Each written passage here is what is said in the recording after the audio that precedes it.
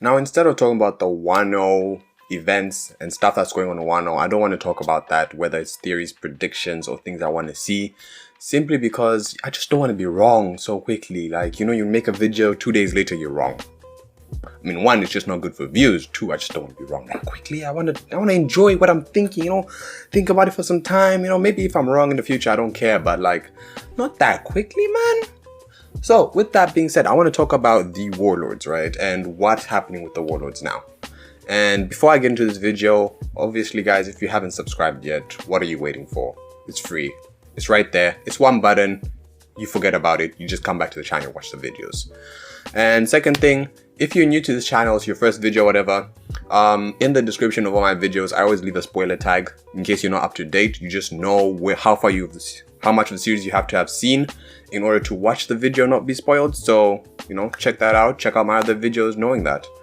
Now, into this video, I want to say that it's going to be very Weevil centric. There's going to be a lot about Weevil.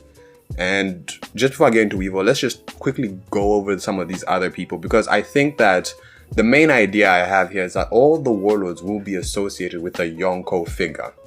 I won't say exactly a Yonko, but more a Yonko figure in the One Piece world. Starting off with Mihawk. Mihawk has his relationship with Shanks.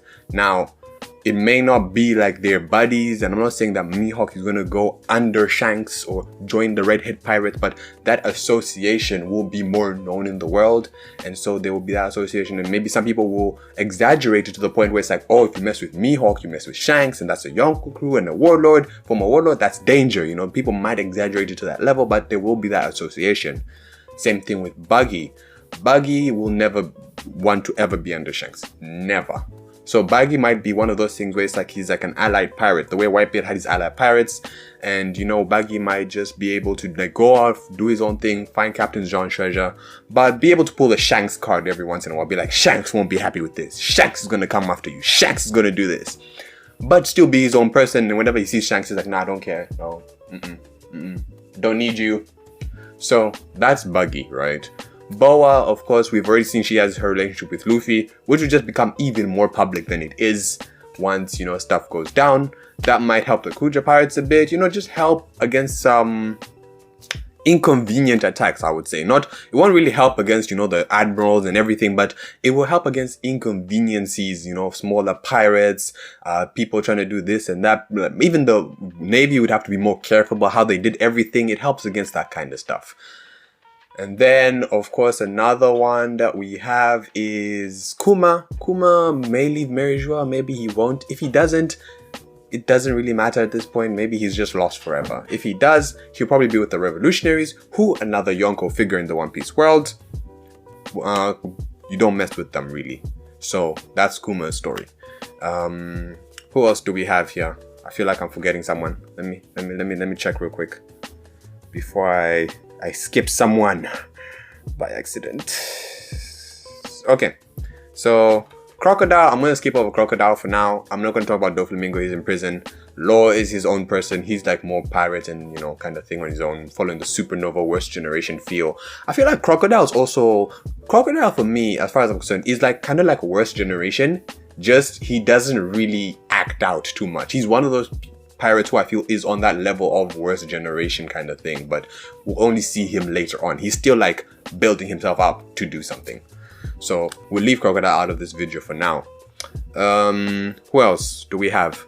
We have Jinbe, of course, joined the Straw Hats. Gecko Moria, who essentially joined the Blackbeard Pirates. Because where he was, there was really two options, right? Either join the Blackbeard Pirates, or Blackbeard Pirates would kill him, take his devil fruit, give it to someone else, and probably revive Gecko Moria as part of the Blackbeard Pirates. Not many options there, right? So those are those guys. Now we get to Weevil. And let me tell you, this is part of the video.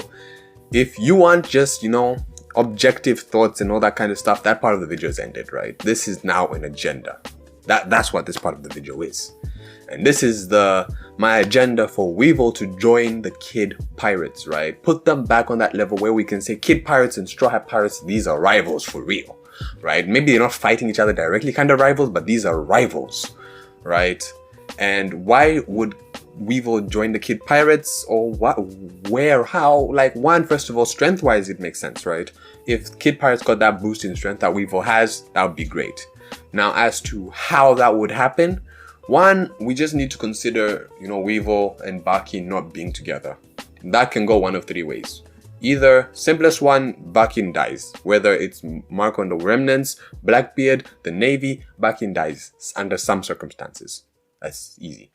Two is Bakin chooses treasure over Weevil. Because we've seen that in this relationship, Bakin is more obsessed with treasure and finding Whitebeard's treasure than she is with, you know, Whitebeard or Weevil himself. Because Weevil is more concerned with being Whitebeard's son, avenging Whitebeard, you know, being accepted as Whitebeard's son, right? That's what Weevil's more about, as opposed to Bakin. And so there could be a moment where Bakin just chooses treasure over Weevil.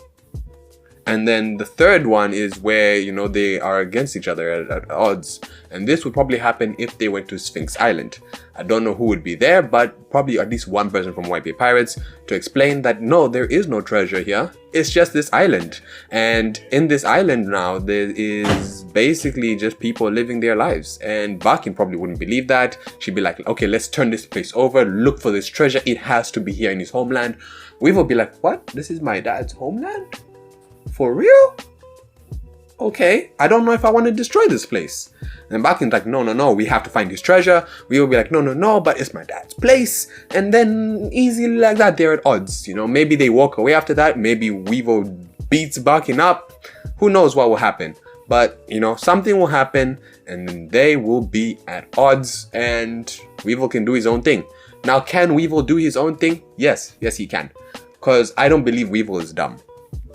I don't. I mean, he may be slightly less than average intelligence, but I don't think he's at dumb, stupid, inept level. I don't think he's there. I think the issue with Bakin and Weevil's relationship is that Bakin has kind of made Weevil really dependent on her. I think it's because of like the whole mother figure thing, but like Bakin has this, you know, presence in Weevil's life where she also makes him feel dumb. Like everything he says, she always tells him that he's stupid and everything like that. So it's not that he's actually dumb. It's that she actually makes him feel dumb, which makes him like speak in a very childish way, which makes him very dependent on her to think. But I think that if it came to it, he could think for himself. He could do things on his own. That's why I say, like, he may not be like super smart and everything, but I think maybe average or slightly less than average intelligence, which is not that big a deal, right? He can make his own decisions and do his own thing. So how, from here, we know that Weevil has a chance of just being his own person. How does he get to the Kid Pirates? I'll tell you how I made that jump. It's an agenda. There's nothing else. It's just my agenda that Weevil will make it into the Kid Pirates. That's all. That's literally all it is. And the reason why I have this is that it's my Kid Pirates agenda. You know, I love Kid as a pirate, you know. So I will make a video about how Kid and the Kid Pirates were like more or less could be same level as the Straw Pirates before Jinbe, of course. And how if they have Weevil now, that will put them back on that somewhat equal level. I'm not really going to get into who's stronger, who's weaker, but that could be something that happens, and who knows, that would be interesting to see. That would keep the rivalry alive. That would keep myself happy. Again, like I said, this is an agenda, so if you don't agree with it, I don't really care, right? It's just what I want, right? It doesn't have to be what you want, right? But if you want to see something like this too, let me know, guys, because honestly, like, this would be exciting if it did happen. As for the other Warlords, I think that the whole Warlord issue in general is going to be something where we're going to see a lot of the Warlords for a while. We're going to see this Warlord doing that and how it's affecting the world this way. I mean, Jinbe joined here, so I think with them joining the different Yonkos, it's kind of like he's strengthening enemies of the world government. What? And so once all these things I've seen and we've seen all the effect of this, that's when I think the SSG will be introduced into the story, to kind of show why it was worth them being let go, why it was worth them risking them having joined all these major pirate groups and becoming such threats. Then we'll see the SSG and show just how strong the SSG is, what the SSG is, and everything surrounding that. So guys, this is the end of this video. please, if you liked anything, if you thought anything was interesting, if you think that this may be more likely just because you've heard it from me now, let me know. As always, guys, subscribe, and yeah, just for more videos. If you know someone who also needs to hear this truth, this delicacy, please, I don't know why I said delicacy, but share this video with them, right? Please, if you have time, watch one more video. If not, thank you for watching this video thus far. This is King KZ, and I'll see you in the next one.